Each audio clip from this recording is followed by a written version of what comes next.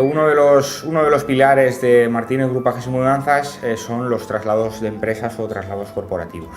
Realizamos desde pequeños movimientos, una mesa, una silla, hasta grandes movimientos de empresas, traslados industriales, traslados de empresas. Para ello trazamos siempre, cuando hay un traslado corporativo, trazamos un plan maestro.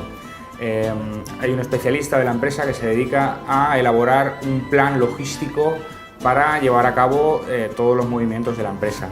Desde nuestra compañía entendemos que la operatividad de las empresas es muy importante y por tanto tiene que estar todo muy bien planificado para que precisamente las empresas no pierdan operatividad y terminen un viernes, terminen un sábado y el mismo lunes puedan estar todo el mundo en sus puestos de trabajo trabajando.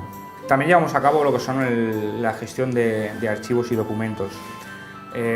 Organizamos todo lo que son los archivos, los metemos en cajas, los organizamos, los trasladamos, los almacenamos y después los reentregamos cuando la empresa nos lo pide.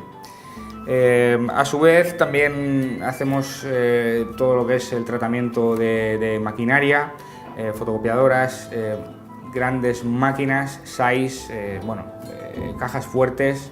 Toda esta maquinaria también la movimentamos y también hacemos lo que es el tratamiento de fin de semana y tratamiento VIP para algún tipo de empresas que lo requieren.